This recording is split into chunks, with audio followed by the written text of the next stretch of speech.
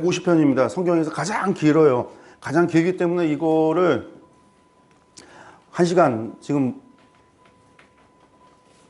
1시간도 안 남았습니다. 시간이. 그 짧은 시간에 이거를 한다는 거는 아주 뭐 힘든 거죠. 힘들어요. 저희가 전체적으로 시편에는 어떤 것이 있고 시편이 이야기하는 것은 무엇인가라고 하는 전체적인 그림만 저희들이 좀 보고 시편을 넘어가도록 하겠습니다. 시편에 대한 해석도 여러 가지 다양합니다. 과거에 교부시대 때는요, 알렉산드리 학파에서는 시편은 전부 다 알레고리다. 그래서 알레고리적으로 이 모든 것은 메시아에 대한 예언의 성격을 가지고 있다라고 생각을 하고, 그래서 시편을 알레고리적으로 해석을 했고요.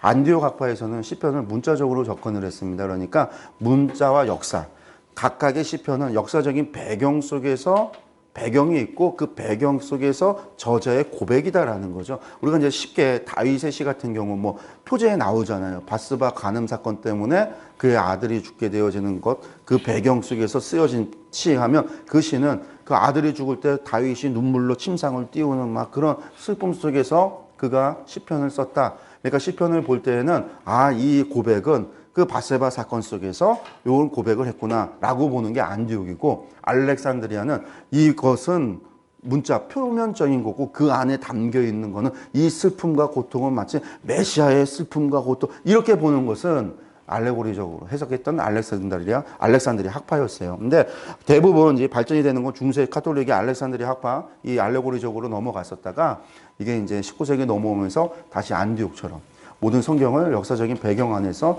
팩트로서, 역사의 팩트 안에서 있었던 사실로서 그 이야기를 본다라고 하는 게 19세기 이후거든요. 저희가 지금까지 공부하면서 여러분들 느끼셨겠지만 역사적인 배경을 반드시 설명하죠. 그래서 역사의 배경 속에서, 상황 속에서 말씀을 보니까 그 말씀이 구체적으로 어떤 상황에서 한 이야기인가가 분명히 지잖아요. 우리가 말씀을, 시편도 그렇게 봐야 된다라고 하는 게 19세기 이후부터 왔던 궁켈에 의해서 나왔던. 그래서 이제 시편을 연구를 하면서 뭐 여러 가지 시편의 양식이 있고 그 문학적인 특징이 있고 구조가 있고, 그래서 양식 비평과 같은 비평학이 발달하기 시작을 하게 되는 겁니다.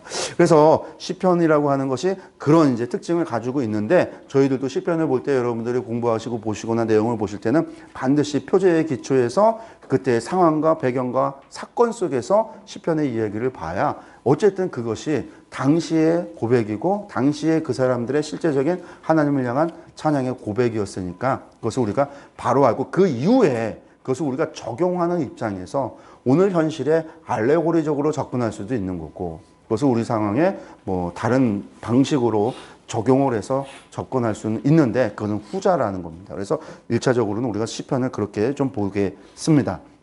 히브리어로는요, 테헬림이라고 합니다. 시들의 책, 찬양의 책입니다. 사실 운율이 있었는데 운율은 잃어버렸어요. 세월이 지나가면서 운율이 잃어버리고 글자만 남아서 저희들이 이제 글자로만 알고 있는데, 그래서 새롭게 이 시편에다가 운율을 집어넣죠. 그래서 많은 찬양들이, 시편의 찬양들이 나오고, 실제로 이 150편의 시편을 전부 다 찬양, 성가곡으로 해서 시편 성가가 있잖아요. 150편의 시편 성가가 있는데, 그렇게들 이제 사람들이 많은 사람들이 시편을 가지고 노래하고 있습니다. 이 시들의 책이다라는 얘기는요, 많은 책들이 뭐 했다라는 얘기일까요? 편찬이 되어졌다, 모아졌다, 수집이 되어졌다라는 뜻이에요. 그 얘기는요, 다른 말로 얘기해서 저자도 많다, 시대도 다양하다, 상황도 다양하다, 환경도 다양하다, 정말 다양하다라는 뜻입니다. 그리고 이것이 상당히 많은 후대에 모아졌다, 수집됐다. 그럼 그것만 있는가? 다른 것들도 있을 수 있는데 다른 것들도 포함된 것 중에서 150편만 모았다. 그럼 모았을 때에 저자의 의도, 그 시편을 기록했던 저자의 의도도 있지만 이것을 모았던 편찬자의 의도도 있겠죠. 편찬했던 사람. 그래서 시편을 공부할 때는 저자의 의도도 알아야 되지만 편찬자의 의도도 알아야 됩니다. 우리가 시편은 객관적인 큰 틀에서 성경을 이해할 때는 편찬자의 의도를 알아야 되는 거예요. 시편을 한 편 한 편을 볼 때는요, 편찬자보다는 기록자의 의도를 봐야 되는 거예요. 그래서 시편은 편찬자와 기록자 사이에서의 우리가 상황과 그런 전체적인 틀을 같이 두 가지를 다 염두에 두고 봐야 됩니다. 기록자, 표제에 보통 많이 나와 있습니다. 근데 보통 다윗의 시가 가장 많고 아삽과 고라의 시가 있고요. 솔로몬의 시도 있고 모세의 시도 있고 기록자가 없는 사람들도 있는데 전부 다 표제에 있어요. 이 표제라고 하는 것이 후대에 집어넣은 게 아니에요. 사본 안에 있는데 그 사본 안에 나와 있는 그거를 갖다가 1절 앞에 표제라고 하는 제목으로 분리를 시켜서 표제가 된 것이지 사본 안에 들어있는 거. 그러니까 오늘날 이거 출판사에서 표제라고 자기 의미대로 쓴 게 아니라는 거예요. 시편의 표제는요. 그 표제를 보면 머릿말에 가면요. 머릿말이 있고 사용하는 악기, 연주 방식도 소개하고요. 예배 의식도 있고 기록자가 표현이 돼요. 그래서 미스모르라고 써 있으면 이건 찬양이다. 악기 반주다. 쉬르는 노래다. 마스게라면 이건 교훈과 명상의 용이다. 사용악기 람네 체아의 영장으로 하면 지휘자를 따라서 노래하는 것이다. 스미닛 하면 음계 또는 남성 합창으로 부르는 노래다. 이런 표제가 다 표시가 되어져 있고 예배의식, 성전 낙성가다, 안식일의 찬송시다, 성전에 올라가는 노래다라고 하는 그러한 예배의식적인 것도 표시가 되어져 있고 기록자, 다윗, 아삽, 고라자손, 솔로몬, 헤만과 에단과 모세라고 하는 기록자도 표현되어져 있습니다. 이것이 다 표현되어져 있지 않은 것도 있고요. 그래서 시편을 볼 때는 기본적으로 표제가 있으면 반드시 표제를 보고 이 시가 어떤 상황인지 어떻게 불려졌는지 어떤 배경이 있는지를 우리가 먼저 알아야 될 겁니다. 근데 이 기록자하고 좀 보면요. 시편 전체 구성이 어떻게 되어져 있냐면 시편이라고 하는 것이 5권의 책으로 5권의 두루마리로 되어져 있습니다. 그러니까 5권의 책으로 되어져 있다라는 거는요. 150편이 너무 많잖아요. 그러니까 두루마리가 150편을 이을 만한 두루마리가 없어요. 그러니까 두루마리 한 편에 그것을 길게 뭐 기술로 만들어 왔을 때 1권, 1편부터 41편을 하나의 두루마리, 42편부터 72편을 하나의 두루마리, 그렇게 해서 5개의 두루마리로 만들었다라는 거예요. 그래서 시편은 5개의 두루마리, 5권으로 되어져 있는데 어떻게 되어져 있냐면요. 1편에서 41편까지가 하나에서 하나로 가는 게 1권이에요. 그러니까 42편이죠. 41편 다음에 42편이죠. 네, 42편 2자죠. 2자에서 2권은요. 41편에서 72편으로 가면 2권이에요. 2권. 그리고 이제 2편 지나면 이제 3편, 3권이죠. 73편에서 89편까지 가면 3권입니다. 그리고 89편 다음이 90편이고요. 90편에서 106편으로 가는데 90편을 거꾸로 뒤집어 버리면요. 06이 되는데 앞에 일자를 붙여줘야죠. 너 큰 수니까. 그러면 106편이 되고요. 106편 다음에 107편이에요. 107편부터 150편까지가 5권이 됩니다. 여러분들 32편은요. 몇 권에 있는 시예요? 1권. 예, 1권이죠. 73편은요? 예.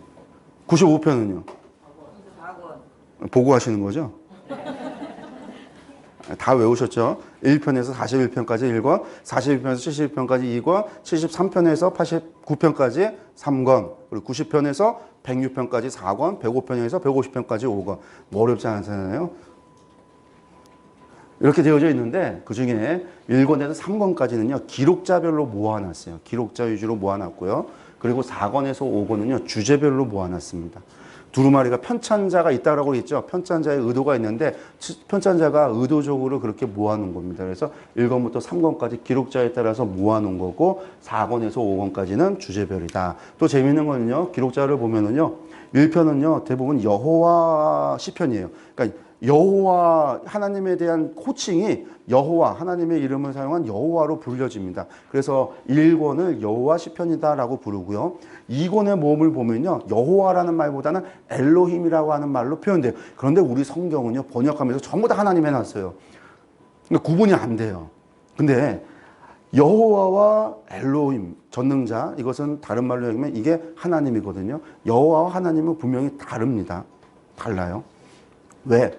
호칭이기 때문에. 엘로힘은 바알에게다 붙을 수도 있고요. 몰렉에게 붙을 수도 있고요. 마루드에게 붙을 수도 있고요. 단무스에게도 붙을 수 있어요. 호칭이니까. 바알이 전능자라고 하면 바알 엘로힘이 되는 거예요. 엘 바알이 되는 거예요. 바알이 전능자라는 거죠. 호칭이니까.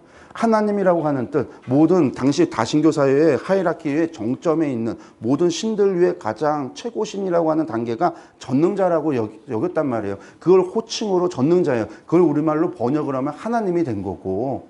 그러니까 이거는 호칭이에요. 근데 여호와는 뭐예요? 하나님의 이름이에요. 바로 그분에 대한 이야기예요. 그래서 여호와 하나님이 달라요. 의미가.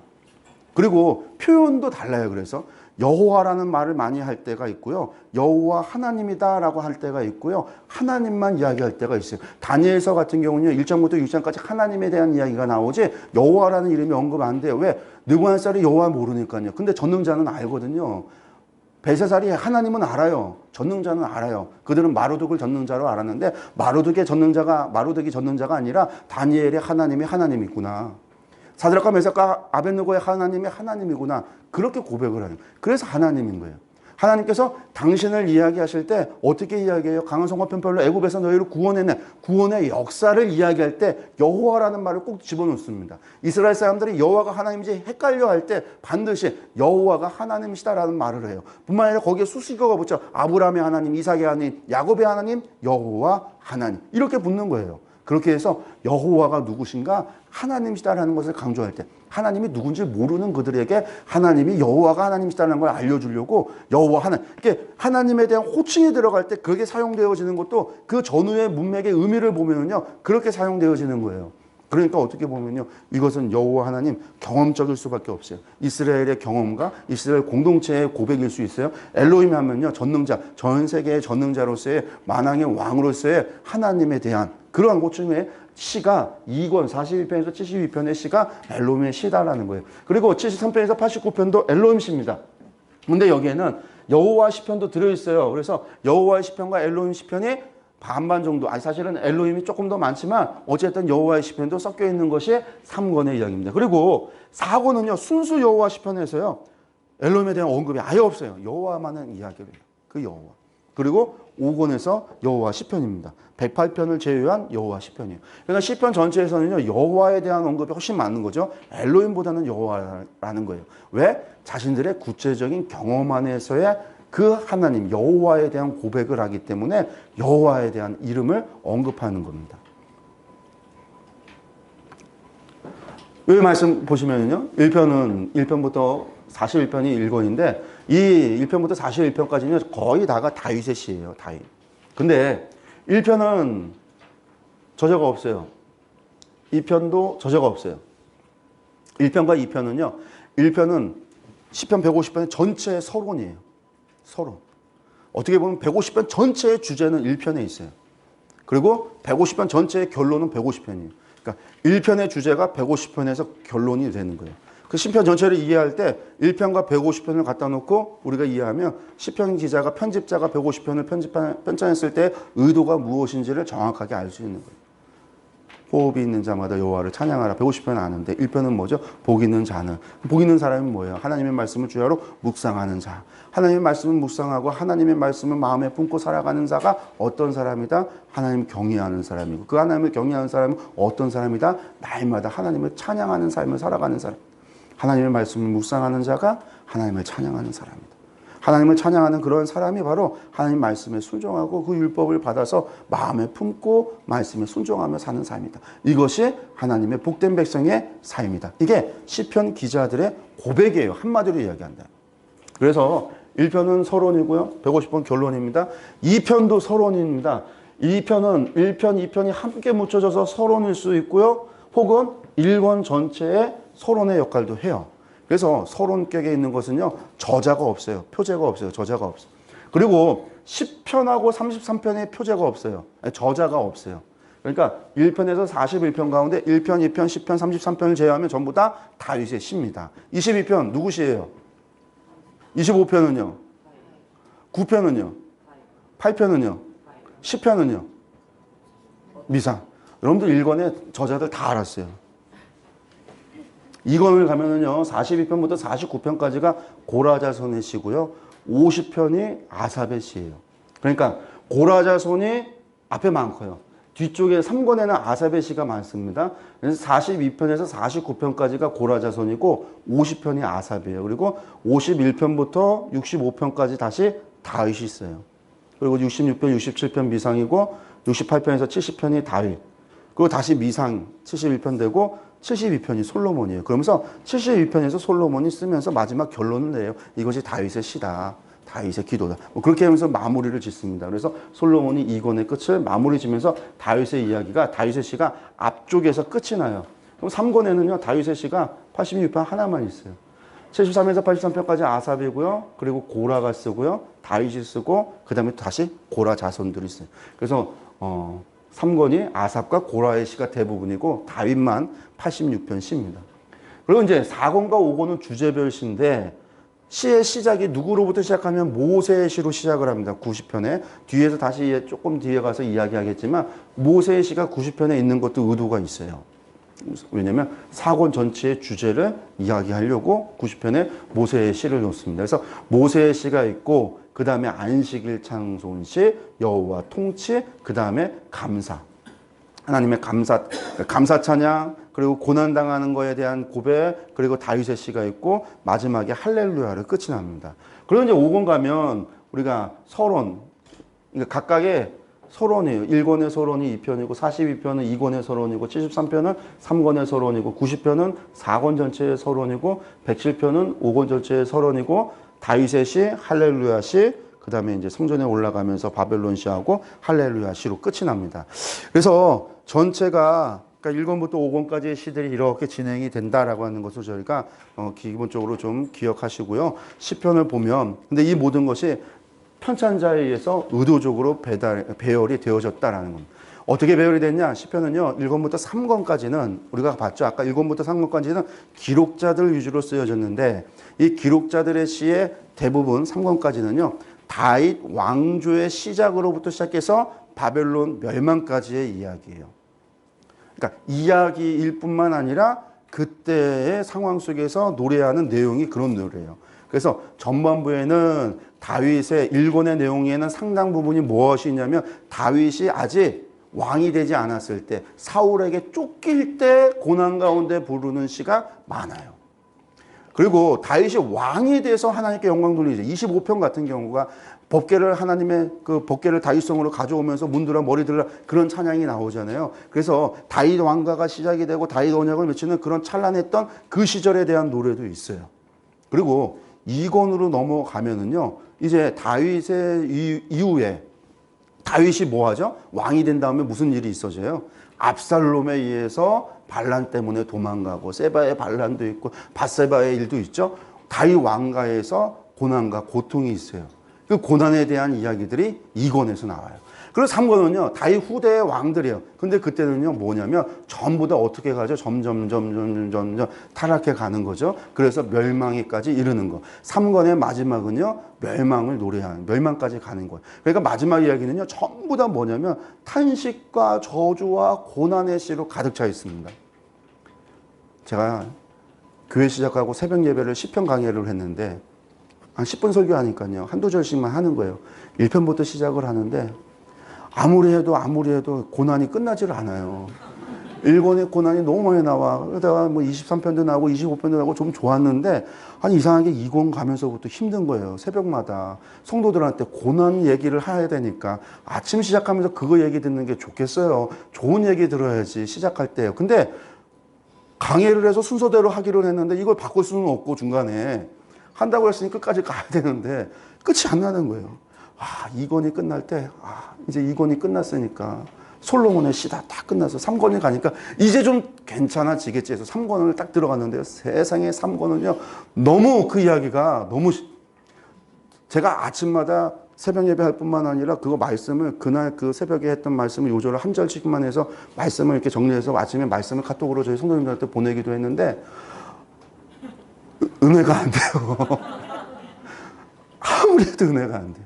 끝나지 않아요. 왜? 3권이 바벨론 멸망까지이기 때문에. 그 끔찍한 시절에 대한 이야기가 3권의 노래들이에요. 고라, 아삽과 고라의 시들. 그래서 그렇게 모여져 있어요. 그럼 4권은 뭐냐? 바벨론 포로 생활을 노래한 거예요. 바벨론 포로 생활에 대한 이야기예요. 그러니까 거기에는요. 바벨론 포로에서 뭘 해야 되냐 이야기하냐면 하나님을 신뢰해야 되는 데 대해서 이야기를 해요. 신뢰함. 그리고 이제 5권은 뭘까요? 포로에서 돌아오는 귀환. 그러니까 5권이요. 찬양이 많을 수밖에 없는 거죠. 할렐루야 시가 많을 수밖에 없는 거죠. 성전에 올라가는 시가 있을 수밖에 없는 거죠. 그래서 5권은 할렐루야. 빨리 5권까지 가야 되는데 아직도 멀었어요. 그래서 1권부터 5권까지가 이처럼 시라고 하는 것이 편찬자에 있어서 모여졌고 배열되어져 있다. 의도가 있다라는 겁니다. 그리고 1, 2편은요. 아까 얘기했지만 서론으로 의도적으로 배치되어 있습니다. 그리고 시편의 각 권은요. 마지막에 찬양으로 마무리가 됩니다. 그리고 시편 자체도요. 탄식을 주를 이루다가 찬양으로 마무리돼요. 전체적으로 1권, 2권, 3권이 탄식으로 가다가 4권에서 찬양으로 바뀌고 5권에서 찬양으로 끝나는 이런 방식으로 가는 게 시편의 흐름입니다. 그리고 이것은 전부 다 시편 90편을 기점으로 바뀌어요. 90편까지는 탄식이 절정을 이루고 탄식이 계속 오다가 그리고 이제 90편을 기점으로 찬양이 바뀝니다. 90편은 여러분들 90편은 몇 권이죠? 기습 질문. 예, 4권이죠. 누구의 시일까요? 모세의 시입니다. 90편. 90편 뒤집어서 106편이 되면 4권 마지막이잖아요. 예, 90편이 모세의 시인데 이 모세의 시를 기점으로 탄식에서 찬양으로 바뀐다. 바벨론 멸망하고 포로 되어져서 모세의 시로부터 바뀌어진다라는 거. 그리고 시편이 연대순으로 배열이 돼. 다윗의 시 같은 경우도 다윗의 초창기의 상황을 알고 싶으면요 1권에서 찾으면 돼요. 왕전의 이야기를 보고 싶으면 1권에서 보면 돼요. 왕시대 때 이야기를 보고 싶으면요 2권에서 보면 됩니다. 이처럼 연대순으로 배열이 됐습니다. 이 배열자에 대한 이야기를 다시 또 하는 건데 시편이 총 5권으로 묶여 있는 거. 왜 5권이 묶여 있냐면요. 하나님께서 이스라엘에게 5개의 두루마리를 주셨습니다. 그게 뭐냐면 토라예요. 인간은 이스라엘은요. 하나님께 5권의 시를 하나님 앞에 올려드렸다라고 해서 5권. 이것이 이제 모세 오경 따라서 5권의 두루마리를 만들었다. 이게 이제 유대인들이 이야기하는 부분입니다. 연대 기준으로 배열됐다. 1, 3권은 다윗 왕권 출범부터 바벨론 멸망까지다. 4권은 출애굽 시 모세의 인도를 광야 생활을 한 이스라엘과 같이 바벨론 포로 생활, 출바벨론에 대한 이야기다. 5권 바벨론 포로에서 돌아온 포로 후기의 상황을 배경으로 하고 있다. 그러니까 이 편찬이 언제 이루어졌을까요? 바벨론 포로 후기 때 편찬이 된 거죠. 또 한 가지 바벨론 포로 후기 때니까 무엇일까요? 왜 고난에 대해서 이렇게 많은 이야기를 할까요? 왜 다윗이 그렇게 많은 고난을 당했다는 이야기를 할까요? 다윗도 고난당했다. 욥기랑 똑같은 거예요. 고난에 대한 이야기. 죄 때문만 이루어지는 것이 아니라 신명기적인 죄 때문에만 이루어지는 것이 아니라 하나님께서 하나님의 백성을 다윗을 연단시키고 왕으로 만들어가는 과정 가운데 고난을 주신다라고 하는 것을 시편의 노래들을 통해서 시편을 통해서 또 이야기한. 그래서 이 시편이 바벨론 포로 후기에 편찬이 되어져서 150편의 시편으로 우리가 보기 시작을 하는 것이 거의 4세기 넘어가서 바벨론 포로 후기 때 있어지는 일들이라는 거죠. 그래서 이것들이 그렇게 노래하는 것이 욥기하고 연결되어서 저희들이 또 그렇게 고난을 이야기할 수. 그러니까 시편에서요. 시 가운데 우리는 시니까 하나님 찬양하는 시가 줄을 이룰 것 같은데 어떤 시가 더 많을까요? 제일 많은 시가 뭘까요? 탄식시예요. 고난 중에 행하는 탄식시. 고난과 연결된 시들이 탄식시, 저주시, 신뢰시 이런 게 다 고난과 연결됐거든요. 이거 다 합치면 150편 가운데 거의 3분의 2예요. 찬양시는 얼마 안 돼요. 그러니까 우리가 생각하는 거하고 다르죠. 저는 이제 찬양하면 시편이 훨씬 찬양이 많을 줄 알아요. 그래서 겁도 없이 시편 강의 새벽에 하겠다고 시작을 했다가 그 고생을 하는 거죠. 시편의 서론이 1편, 2편. 예, 보시면요. 그래서 표제가 없지만 누구 저자인지 알 수 없는데 시편 전체의 가이드, 시편 전체가 말하고자 하는 것이 시편 1편에서 시작을 합니다. 그것이 뭐냐면 복 있는 사람은 으로 시작하는 바로 악인들의 꾀를 따르지 않고 죄인들의 길에 서지 않고 오만한 자의 자리에 앉지 않고 여호와의 율법을 즐거이 그 율법을 주야로 묵상하는 자가 복이 있다라는 거예요. 여기서 말하는 율법은 뭐죠? 모세 오경 토라입니다. 토라. 여러분들 토라를 주야로 묵상하시면 재밌으세요?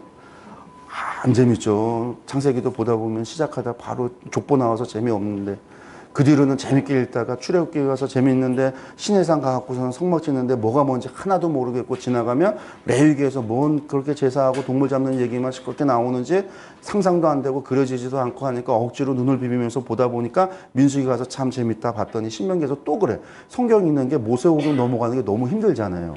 그래서 여호수아 갔더니 참 재밌다 보니까 땅 분배하는 얘기가 내 땅도 아닌데 어렵고 사사기 가면 이제 그때부터 좀 재밌어서 사사기, 룻기, 사무엘상하, 열왕기상하 우리가 아는 이야기, 친숙한 이야기들이 나와서 성경 읽는 게 쭉쭉쭉쭉 나가다가 시편 가서 이제 고민되죠. 하루에 3장, 주말에 5장씩 읽어서 하루에 일독을 해야 되는데 시편이 짧은 것도 있어서 3편씩 참 좋게 시간 안 들여서 가는데 갑자기 119편이 오면 이걸 하루에 읽어야 되나 같이 읽어야 되나 이것을 나눠서 읽어야 되나 고민이 되는. 어쨌든 복 있는 사람은요 율법을 주야로 묵상하는 자로다. 시편은요 반복적으로 그 마음에 하나님의 마음을 마음에 품고요 그 말씀에 순종하는 자, 이것에 대한 노래가 끊임없이 나와요. 끊임없이. 이것이 시편이 말하고 싶은 거예요. 하나님을 경외했던 사람이요. 다윗이고 고라 자손이고 아삽 자손이고 모세고 솔로몬이고, 여러분들 그 사람들이 하나님을 경외했기 때문에 그들이 그런 고난과 탄식과 어려움 속에서도 하나님을 찬양할 수 있었고, 하나님을 향한 변함없는 신뢰의 다짐을 하면서 결단을 하면서 그 고난을 이겨냈다라는 거예요. 우리도 그렇게 가야 된다라는 것을 이야기를 하는 거예요. 그래서 복 있는 사람은 그렇다라는 거죠. 그리고 그 다음에 이제 시편 2편이 제왕시라고 하는데, 내가 나의 왕을 내 거룩한 시온에 세웠다라고 하는 거, 메시아에 대한 얘기입니다. 예수 그리스도에 대한 예언인데, 이것이 시편 전체의 이야기다라고 이야기를 해요. 서론격의 역할을 한다라고 하는 건, 참된 왕은 누구시다? 하나님이 결국은 누군가를 세우신다. 메시아를 보내주신다. 메시아를 세우신다. 이것이 시편이 가지고 있는 또한 예언적인, 분명히 예수 그리스도를 향한 예언적인 성격입니다. 바벨론 포로 후기를 사는 그들에게 분명하게 하나님의 세우시는, 시온산에 세우시는, 하나님이 세우는 왕이 있다라는, 메시아에 대한. 그러니까 시편에는요 메시아에 대한 예언이요 너무 많아요. 이사야는요 아하스 시대 때 3개, 그 다음에 52장 53장에서 고난받는 종에 대한 거 하나, 한 4가지 정도 5가지 정도밖에 안 돼요. 많지 않아요. 미가서 해봐야 베들레헴에 하나잖아요. 스가랴서 가야 나귀 타고 올라간다라고 하는 하나 나와요. 근데 이 시편은요 훨씬 더 많은 메시아에 대한 노래가, 고백이, 예언이 있어요. 그것을 찬양을 통해서 그렇게 이야기하고 있다라는 겁니다. 그래서 전체를 보면 흐름이 탄식에서 찬양으로 끝이 난다. 탄식시가 전부 전반적으로 배치되어져 있다. 90편을 중심으로 바뀐다. 90이 뭐냐면, 주여 주는 대대에 우리의 거처가 되셨나이다 라고 하면서, 산이 생기기 전 땅과 세계도 주께서 조성하시기 전에 영원부터 영원까지 주는 하나님이십니다. 모세의 시예요. 모세의 시. 지금 멸망당했지만 주의 목전에서 1000년이 지나간 어제 같으며 밤의 한순간 같을 뿐이다. 우리가 바벨론의 포로로 잡혀갔지만 그 70년이라는 세월이, 우리의 고난의 세월이 하나님 안에서는 이렇게 지나갈 수 있다는 거죠. 그 하나님, 변함없으신 그 하나님을 우리가 신뢰해야 된다라고 하는 모세의 시를 통해서 시편은요 90편 이전과 이후로 탄식에서 찬양으로 바뀌어간다라고 우리가 생각하시면 되겠습니다. 그리고 시편 전체는요 통일적인 메시지를 가지고 있습니다. 각 권이 마음이 그와 관련된 단어로 시작을 하고 마음이 강조가 되고요, 그게 끝나는 것이 반드시 찬양으로 끝나는 그런 패턴이 분명하게 존재한다라는 겁니다. 1편 시작하잖아요. 여호와의 율법을 즐거워하라, 그 말씀을 묵상하라. 4편 7절에는요 내 마음에 두신 기쁨은, 42장 처음 시작하는 2권의 서론을 보면요 이제 이 일을 기억하고 내 마음이 상하노도다. 마음에 대한 이야기 73편 3권의 시작입니다. 하나님이 참으로 이스라엘 중에 마음이 정결한 자에게 선을 행한다. 90편 시작입니다. 가르치사 지혜로운 마음을 얻게 하소서. 108편 시작하는 부분이죠. 107편이 첫 번째고 108편 두 번째 편에서 하나님이 내 마음을 정하여 싸우니 내가 노래하며 나의 마음을 다하여 찬양하노다. 전반부에는 하나님의 마음에 대한 강조로 시작을 해요. 그런 이제 반복되어지는 공통점이 존재하고 있다라고 하는 것들이 전부 다 편집자에 의해서 편집이 되어졌다라는, 최종 편집자가 존재한다라고 하는 것을 반증하는 증거다라고들 이야기합니다. 배경을 보면요 여러 명이 기록했기 때문에요 다 달라요. 그러니까 각 권을 다 따져봐야 돼요. 우리가 150편 각 권 다 따져보려면 얼마나 많은 시간이 필요하겠어요? 근데 우리는 시간이 없어서 그것을 갖다 할 수가 없고, 유튜브에 보면요 시편 심화 과정이라는 거 저희가 한 4시간 정도 해서 올린 게 있어요. 유튜브 한마을 성경학교에서 시편 심화 과정 치면은 나옵니다. 우리 이 창세기, 출애굽기, 레위기, 민수기, 신명기에 강의하셨던 이종석 목사님이 강의를 하셨는데, 그 4시간도 시간이 안 돼요. 150편. 거기서도 전체적인 걸 조금 더 자세히 할 뿐인데, 그래도 이 시간에 보시고 조금 더 궁금하시고 하신 것들은요 심화 과정을 좀 찾아보시면 많은 도움이 될 줄로 믿습니다. 그 배경 이런 것 전체를 우리가 알 수 없다라는 거죠. 목동 시절도 있고, 사울왕이 박해를 피할 때도 있고, 통치 시기도 있고, 바세바 간음 사건도 있고, 그 이후 사건도 있고, 압살롬 반역 때도 있고, 이것이 전부 다윗 시편, 다윗만 보더라도 이처럼 다양할 수밖에 없다라는 겁니다. 그리고 또 이제 시편에 대해서 공부하는 데 있어서 알아야 되는 것은요, 시편이 가지고 있는 히브리죠. 히브리어의 히브리시의 특징이에요. 그러니까 이것을 좀 알면 시를 갖다가 공부하는데, 시편을 읽는데 도움이 되는데, 히브리어는 시와 산문의 경계가 좀 모호하고 그래서 운율을 찾기가 쉽지 않다고 합니다. 그렇지만 히브리 시가 가지고 있는 특징이 뭐냐면 간결하고 평행, 반복되어지는 것이 있고 비유와 풍유, 상징이라고 하는 것을 사용한다는 거예요. 그래서 의미적인 평행이 있는데 우리가 그들의 맨 것을 끊고 그의 결박을 벗어 버리자 하는도다. 맨 것은 끊어버리고 결박은 버리자. 의미적으로 평행한다, 반복된다라는 의미입니다. 시편 7편에는요, 그의 재앙은 자기 머리로 돌아가고 그의 포악은 자기 정수리에 내리로다. 머리에 지금 다 내린다라는 거죠. 의미적인 평행이 있다라는 겁니다. 유사한 단어가 반복되는 것을 유사한 단어의 평행인데 그러므로 악인들은 심판을 견디지 못하며 죄인들이 의인들의 모임에 들지 못한다. 악인이나 죄인이나 도찐 객긴이죠. 시편 2편 8편에 내게 구하라 내가 이방 나라를 내 유업으로 주리니 내 소유가 땅끝까지 이르리라. 유업이 소유가 되어지는 것, 이것처럼 유사한 단어, 의미적인 단어가 반복되는 것이 유사한 단어의 평행이다. 짝을 이루는 단어의 평행도 있습니다. 이방 나라를 향해서 분노하지만 민족들이 헛되다라는 거예요. 공의로 세계를 심판하고 정직으로 만민에게 판멸하는, 공의와 정직, 정의와 공의, 이것은요 항상 짝을 지어서 다니는 단어예요. 히브리적 언어의 특징이에요. 공의를 얘기할 때는 정의를 얘기해요. 정의나 정직이나 항상 따라다니는 실과 바늘과 같이 이렇게 따라다니는 짝을 이루어 평행하는 단어들이 있다. 대조적인 평행도 있습니다. 의인들의 길은 여호와께서 인정하지만 악인의 길은 망한다. 그의 눈은 망령된 자를 멸시하나 여호와를 두려워하는 자들은 존대한다. 여호와를 두려워하는 자는 뭘까요? 경외하는 자는 존대한다라는 겁니다.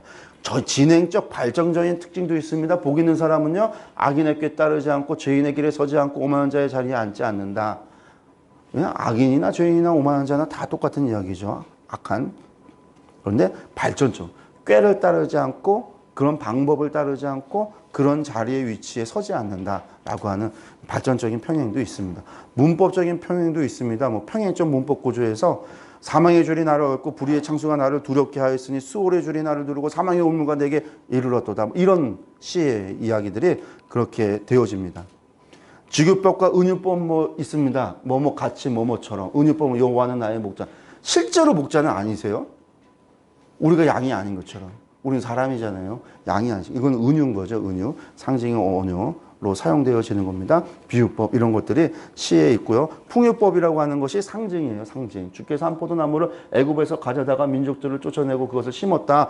여러분들 포도나무를 정말 심으셨어요? 예수님께서? 아니죠. 이스라엘을 애굽에서 구원해서 내려와서 포도나무는 이스라엘을 상징하는 거예요. 그런 상징적인 것이 풍유법이에요. 다른 말로 알레고리라고 하는 거고요. 과장법이 있습니다. 내 탄식으로 밤마다 눈물로 내 짐승을 띄우며 내 유를 적신다. 과장법. 중국만 많이 뻥치는 게 아니라 히브리 사람들도 이 과장이 대단해요. 기록 연대를 보시면요. 어떻게 기록이 되어지냐. 모세의 시가 있으니까요. 1400년경에 모세가 썼습니다. 그리고 나서 돌아온 사람들의 기록이 있으니까요. 바벨론 포로에서 돌아온 유대인들의 기록까지 합치면 약 1500에서 1538년 뭐 이 정도 되어지면 뭐 한 1000년에 걸쳐서 기록된 것이 시편이에요. 그러니까 편찬이 1000년에 걸친 기록들에 편찬된 게 시다라고 보시면 되겠습니다. 편찬 과정, 이거는 나중에 제를 보시고요. 앞에서 다 얘기한 것, 얘기했던 내용들의 반복이라서 넘어가고요. 기록 목적을 들어가서 보면요. 하나님의 행동과 말씀에 대한 하나님의 백성들의 응답이다라고 생각을 했어요. 그래서 앞서 말씀드렸습니다. 하나님께서 행하신 것은요. 오경과 역사서를 통해서 주어졌고요. 하나님의 말씀은요. 메신저를 통해서 전달되었습니다. 예언서죠. 그래서 하나님께서 이스라엘에게 오경과 역사서, 예언서를 줬습니다. 다른 말로 이야기한다면 사실은 오경과 역사서를 준 거예요. 오경과 예언서를 준 것이 이스라엘에게 줬고 이스라엘은 그것에 대한 응답으로서 시편을 올려보냈다라는 거예요. 그런데 방식이 조금 달라요. 뭐가 다르냐면요. 하나님의 응답의 방식에 있어서 하나님의 구원의 역사를 경험한 것에 대해서는 찬양시로 올려드려요. 그런데 하나님의 침묵하심에 대해서 하나님께서 침묵하고 계신 것 가운데서 그들은요 경험하는 탄원과 저주, 감사와 신뢰를 올려보냅니다. 그래서 시편의 시라고 하는 것은요 찬양시와 탄원시라고 하는 것으로 크게 두 가지로 나눠집니다. 찬양시의 종류가 있고 구원시에 대한. 그래서 양극단, 하나님의 활동, 구원의 역사를 경험한 것과 하나님의 침묵을 체험했던 이 체험 안에서 나오는 거예요. 탄식이 왜 탄식이 돼요? 욥이 왜 탄식해요? 하나님께서 침묵하고 계시니까요. 하나님께서 말씀하시지 않고 침묵하고 계실 때 욥이 탄식했던 것처럼 기자들이 지금 당하는 고통 앞에서 하나님 앞에 탄식의 저주의 그 침묵 중에서도 변함없는 하나님을 향한 신뢰를 보이는 것, 이것들이 탄원시, 저주시, 감사시, 신뢰시래요. 하나님의 구원 역사를 경험한 게 찬양과 감사.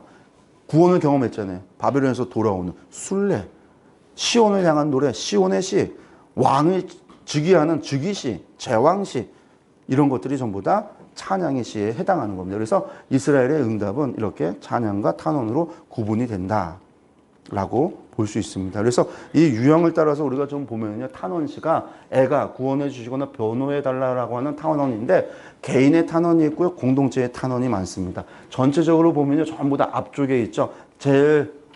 전부 다 앞에 시예요, 탄원시가. 1권, 2권, 3권에 대한 시들입니다. 물론 4권과 5권의 시도 약간 들어가 있긴 하지만 이건 전부 다 개인적인 탄원시고, 공동체 탄원시를 보면요, 90편 이전까지 전부 다 앞에 있고요, 1, 2, 3권에 있고요, 뒤에는요 90과 123번이 3편이 탄원시에 해당합니다.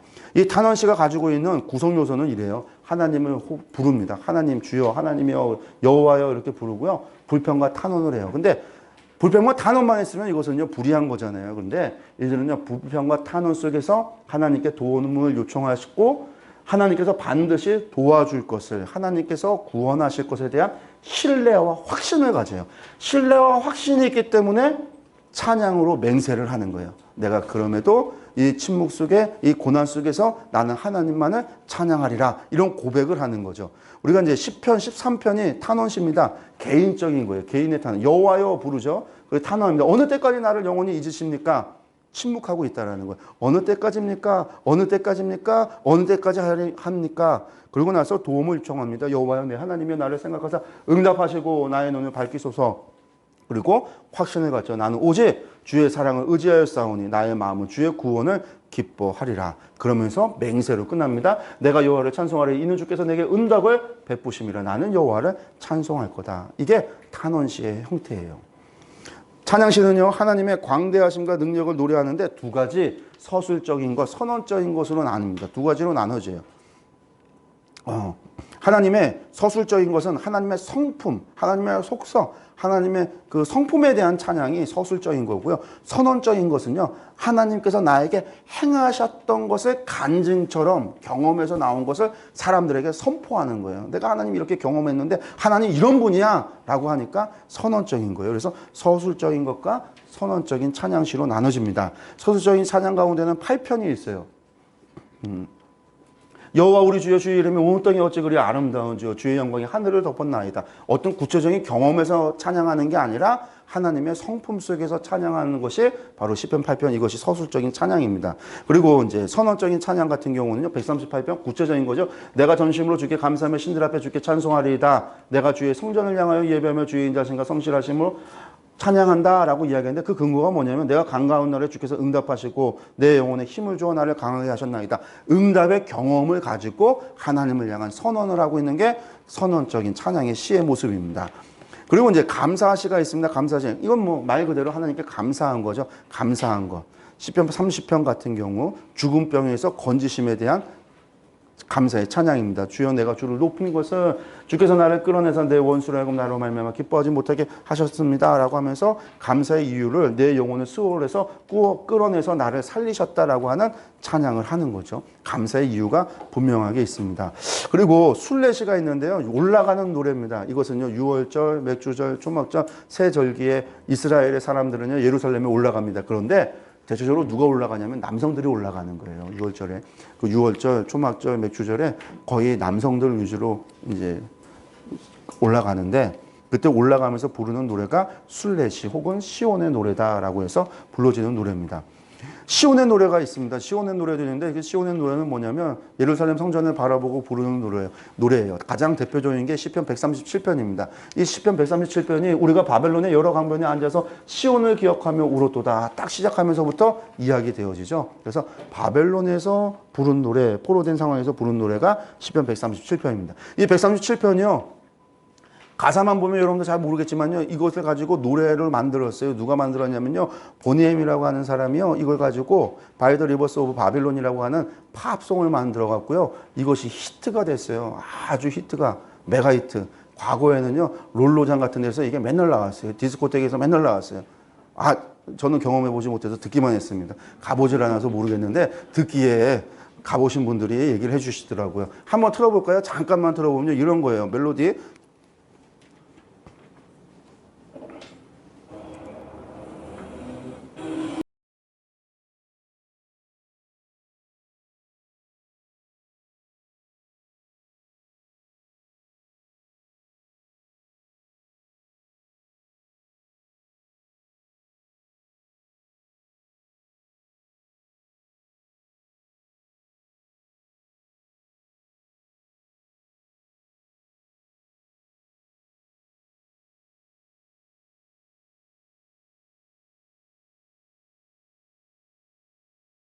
들을 건 아니고요. 되게 신나죠? 그러니까 롤러장에서 들리고 디스코텍에서 막 들렸던 노래인데요. 가사가 그런 게 아니에요. 우리가 바벨론 여러 강변에서 앉아서 시온을 기억하며 울었던. 그 중에 버드나무에 우리의 소금을 걸어내 하나님을 경외하는 이들, 하나님 찬양하고 싶은데요. 시온을 잃어버리고 포로된 그들이 어떻게 하나님께 즐겁게 노래할 수 있어요. 그래서 그것을 보고 맨날 우는데 바벨론 사람들이 뭐라고 해요? 자, 우리를 사로잡은 자들이 우리에게 청해서 노래 한번 해봐라. 너희가 그렇게 노래 잘한다고 그러는데 너희 신에게 노래하는 백성이라고 그러는데 우리를 위해서 한번 노래해봐라. 우리가 어떻게 저들을 위해 노래할 수 있습니까? 매우 슬픈 시예요. 근데 이걸 가져다가 그런 노래를 불렀어요. 이게 우리나라에서는 어떻게 했어요? 유머일본지에서 다들 이불 개고 밥 먹어 이렇게 바뀌었잖아요. 아시는 분들 다 웃으시는데 아시죠? 유머일본지에서. 저도 유머일본지 세대라 기억이 나요. 이거는. 이게 시편 137편이에요. 아, 시온을 바라보고 부른 노래.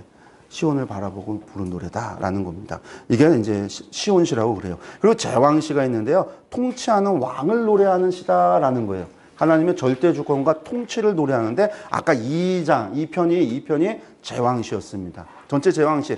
하나님의 통치를 이야기하며 그 하나님의 통치에 하나님이 세우는 왕이 이 땅 가운데 오신다라는 메시아적인 예언적인 시가 또한 제왕시입니다. 그래서 제왕시는 보통 어디에 많이 들어오냐면요. 각권이 시작하는 전반부 쪽에 혹은 끝나는 중. 그래서 시작이나 끝 쪽에 많이 위치하고 있습니다. 시편 98편이 제왕시인데요. 새 노래로 여호와께 찬송하라. 왜 찬송하냐? 그는 기이한 일을 행하사 그의 오른손과 거룩한 뻘로 자기를 위하여 구원을 베푸셨다. 여호와께서 그의 구원을 알게 하여 그의 공의를 문나라 목조에서 명백히 나타내셨다. 그러면서 찬양을 권유합니다. 온 땅이여 여호와께 즐거이 소리를 칠지어다. 소리내어 즐겁게 노래하며 찬송할지어다. 제왕에게 찬송하라는 거죠. 생명호는 피조물도 바다와 거기 충만한 것 세계와 그 중에 거주하는 자들도 찬양해라. 왜 찬양하라? 그가 땅을 심판하러 임하실 것이므로다. 그가 의로 세계를 판단하고 공평으로 그의 백성을 심판하시리라. 여기서도요. 의와 공평은요. 짝으로 유사 단어가 짝으로 나오는 히브리식 특징입니다. 어쨌든 이가 누구예요? 딱 임하실 그분. 하나님의 임하신 예수 그리스도, 예수님의 재림. 그것을 갖다가 상징적으로 이야기하고 노래하고 있는 제왕의 시다라는 거예요. 취임시도 있습니다. 취임시. 이거는 뭐냐면 여호와를 이스라엘뿐만 아니라 모든 나라의 왕으로 묘사하면서 왕이 등극하는 시를 이야기합니다. 그래서 이것은 29편, 47편에서 후반부에 많이 있습니다. 또 인간왕 다윗의 취임도 이야기하는 부분도 있긴 하지만 어쨌든 이것은 하나님의 등극, 여호와의 등극, 왕이 취임에 관한 시입니다. 크게 보면 취임시나 제왕시나 비슷해 보이죠. 그래서 근데 취임시는 등극의 시다라고 보고 제왕시는요 통치시다라고 보시면 될 것 같아요. 지혜시가 있습니다. 교훈적인 성격이 강한 잠언에 가까운 시가 지혜시입니다. 그래서 시편 1편도 지혜시잖아요. 복 있는 사람은 악인의 꾀를 쫓지 않. 여러분 이게 교훈이에요. 교훈. 인간의 지혜를 담고 있다라는 거죠. 127편에 여호와께서 집을 세우지 않으면 세우는 자의 수고가 헛되고 여호와께서 성을 지키지 않으면 파수꾼에 깨어 있음이 헛되도다. 사실 이거는 잠언에 나오는 격언과도 유사해 보입니다. 이것이 시편 127편의 가사입니다. 저주시가 탄원시 속에 있는 저주시가 있는데요. 저주가 저주로 끝나면 절대로 이것은 시에 들어올 수 없습니다. 이게 왜 저주냐면 그곳에는요 변함없는 하나님을 향한 신뢰. 그리고 다윗의 저주시를 보면은요 하나님께서 그 공의하신 곳 내 원수와 나를 함께 저들만 판단하십시오라는 게 아니에요.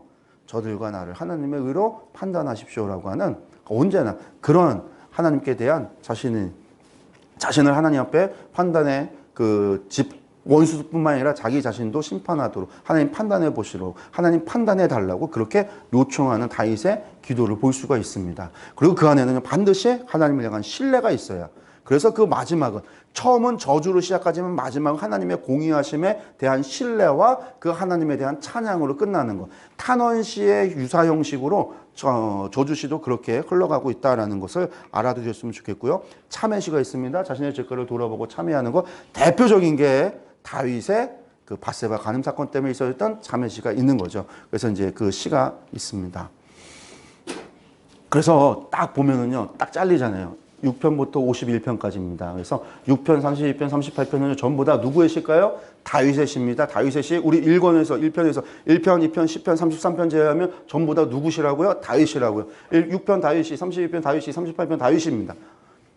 그리고 이제 뒤에 51편까지 지나가면은요, 이게 2권까지 앞에 전반부에 있는 거고요. 뒤에는요, 전부 다 102편부터 시작해서 130편, 143편이 4편과 5편에 있는데 4권에 하나, 5권에 2개가 있는 거죠. 그래서 참회하는 시가 있는데 어쨌든 이 중에 앞에 다윗의 시, 다윗의 참회가 많은 부분을 차지하고 있다 보시면 되겠습니다.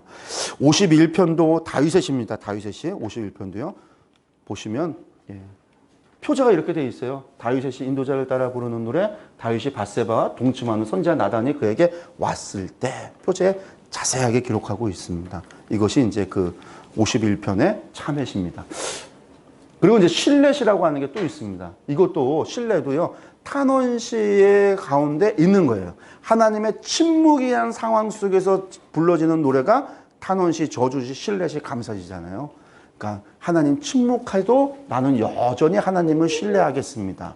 다른 말로 하나님 침묵해도 까닭이 없어도 나는 하나님을 계속해서 경외하겠습니다. 나 하나님을 신뢰하겠습니다. 이게 신뢰시의 고백입니다. 그리고 이제 우리가 시편 하면 잘 아는 거 하나, 아크로스틱 혹은 알파벳이라고 하는 거죠. 그래서 시편 119편 대표적인 거예요. 알라페트, 기메, 달레, 해, 바브 이렇게 가는 22개의 알파벳을 한 단어 알렙으로 시작하는 게 8행시, 8행시 시작을 해서 176절, 성경에서 가장 긴 한 편이죠. 이 119편이 있는데 이것은요, 사실 이것도 율법시예요. 어떻게 하나님을 경외하고 하나님 말씀대로 살아갈 것인가, 이것에 대한 건데 에스라가 지었다라고 이야기를 하고요. 왜 이렇게 짓는가? 우리가 도레미송이라고 하는 것은요, 암송하기 쉽도록 해서 교육적인 목적이거든요. 그래서 이 119편은요, 암송하도록, 그래서 하나님 앞에 하나님을 경외하고 정말 복 있는 자, 말씀을 주야로 묵상하고 그 말씀대로 살아갈 것을 이야기하기 위해서 119편을 지었다라고 하는 이야기가 있습니다. 그리고 이제 할렐시가 있습니다. 탈무드 랍비 문학에서 축제일에 하나님을 찬양하는 노래가 할렐시라고 하는데 애굽 할렐이 있고요, 대할렐이 있습니다. 그래서 애굽 할렐과 대할렐 이렇게 축제일에 하나님을 찬양하는 시가 있고 있습니다. 그리고 이제 저희가 수사학적 구조, 시편의 수사학적 구조를 좀 보면요, 그런 유형들이 어떻게 기록이 되냐면요, 가장 시편하면 가장 히브리 시 하면은요, 항상 거의 이거예요. 뭐냐면 수미상관, 처음에서 시작해서 끝으로 반복이 되어지는 것. 이것이 뭐 이렇게 말이 이제 여러 가지로 바뀌어요. 이제 이 수미상관이라고 하는 게 영어로 카이에즘이라고 그래요. 그래서 키아즘이라고도 하고, 요즘 뭐 키아즘이라고 하는 게 여러 가지로 히브리 문학이라고 해서 많은 장르, 그리고 이제 문학 비평이나 수사학 비평에서 키아즘이라고 하는 걸 많이 하는데, 이게 이 히브리 사람들이 가지고 있는 어떤 문학적 노래라고 하는 것의 가장 대표적인 형식이에요. 고대 사회에 막 발전이 되지 않았으니까 문학 형식도 가장 대표적인 게 이런 겁니다. 그래서 동시원적이라고 하는 것은 A, B, C, D, A, C, B, A 이렇게 형태로 가는 게 동시명적이다. 시편 1편이 그렇고요. 동시원적 구조의 핵심은 주제는 가운데 있습니다. 시편의 배열에도 보면 그런 것들이 위치하는데 1권 같은 경우가 15편부터 시작해서 24편이요. 이렇게 배열이 되어져 있다라고 봐요. 그래서 요 앞에 내용들도 반복되어지는데 이런 구조를 보면 가운데 있는 게 율법시가 가운데 있다. 그래서 율법이 이야기하고자 하는 핵심 주제이다. 뭐 이렇게 설명을 하는 사람들도 있습니다. 반사 구조도 마찬가지로 수미상관인데 수사학적인 구조인데 A, B, C에서 A-, B-, C- 형태로 가는 게 반사구조라는 거예요. 47편에 하나님을 향한 찬양, 여호와가 왕이시다, 이스라엘로 하여금 열국을 다스리게 하고 찬양 가운데 하나님이 올라가신다. 다시 A-, 하나님을 찬양하고 하나님의 세상의 왕이시다, 열국의 반백들이 모이고 하나님의 높임을 받으신다. 여러분들, 근데 이것이 말하고 있는 것은 결국은요, 이런 구조는요 뭘까요? 듣기에 이해하기 쉽도록이라는 거예요. 수사하기라는 거는요, 사람들이 이해하기 쉽도록 한다라는 거예요. 그러니까 이거를 모르면 이걸 모른다. 아니요, 우리 이거 몰랐어도요, 이거 이야기 들으면 하나님이 뭘 얘기하는지 누구나 다 알 수 있죠. 그러니까 이것이 알면 이해하는데 도움이 되지만 모른다 해서 큰 문제가 아니에요. 들으면 다 알 수 있도록 이해를 돕고자 하는 방법이니까요. 그게 이런 구조도 있다. 동심원 구조, 반사 구조가 호담된 거, 시편 23편이 그렇다라는 거예요. A, B, C, D, C, B, B, A, 뭐 이런 식으로 간다. 어떻게 보면 만들어 보려고 어지로 이렇게 한 것 같기도 하지만 그렇잖아요. 어거지로 사람들이 전부 다 이렇게 보려고 어거지로 한 것 같기도 하지만 그거 누구나 들어보면 반복되는 것이 있으면 처음에 끝에 반복이 되면 누구나 또 이건 보편적인 거거든요. 우리나라에는 그러면 수미상관이 없고 동심원이 없겠습니까? 있어요. 왜? 사람들이 기억하기 좋도록 하는 방법이니까. 시편이 그렇다라는 거예요. 직선 구조도 있어요. 그러니까 A, B, C, D 반복적으로 가서 마지막에 끝나는 결론보다 이렇게 가는 것도 시편의 수사학적인 특징을 가지고 있다.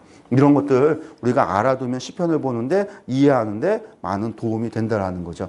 그래서 시편을 보면요. 첫 편은 시편 1편 마지막에 150편입니다. 그래서 전체 구조를 보면 이렇게 보여져요. 1편과 2편이 서론이고요. 3편부터 145편이 본론이고요. 146편에서 150편이 결론입니다. 이것이 할렐루야신데 마지막에 전체를 보면 1권, 2권, 3권, 4권, 5권이죠.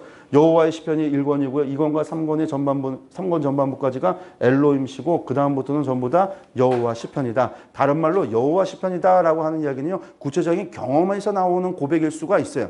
이스라엘의 공동체의 경험일 수도 있고요. 그 하나님에 대한 고백이 대부분 여호와의 시편일 수 있고 엘로힘 같은 경우는요. 전능자라고 하는 것이 보편적 하나님에 대한 이야기를 하면서 하나님의 무엇을 강조할 수 있냐면 재환과 취임 같은 뭐 그런 것일 수도 있고 통치와 이런 것일 수도 있고요. 하나님께서 이스라엘 향한 세상에 대한 죄를 심판하고 하는 일들에 대한 고백 이런 것들이 이 안에 나올 수도 있습니다. 그래서 이런 고백 이렇게 배열을 통해서 말하고 있는 것이 다른 게 아니라 호흡이 있는 자마다 여호와를 찬양하라. 그 호흡이 있는 자는 누구 어떤 사람들이 이런 인생을 살아가냐면 하나님을 경외하는 사람들, 하나님의 말씀을 그 마음에 품고 그 율법대로 토라의 말씀대로 하나님의 율례와 규례와 법도대로 그렇게 살아가는 사람들, 그런 사람들이 율법을 지키며 사는 사람들이 지겹고 아주 얽매이고 그렇게 힘들고 막 규격에 매여 있는 그런 삶이 아니라 바로 하나님의 말씀을 주야로 묵상하는 그런 사람들이 하나님을 찬양하는 삶을 살아간다. 그러한 인생이 되어야 된다라고 하는 것이 시편이 이야기하고 있는 거다라고 하는 부분들을 여러분들 기억하셨으면 좋겠습니다.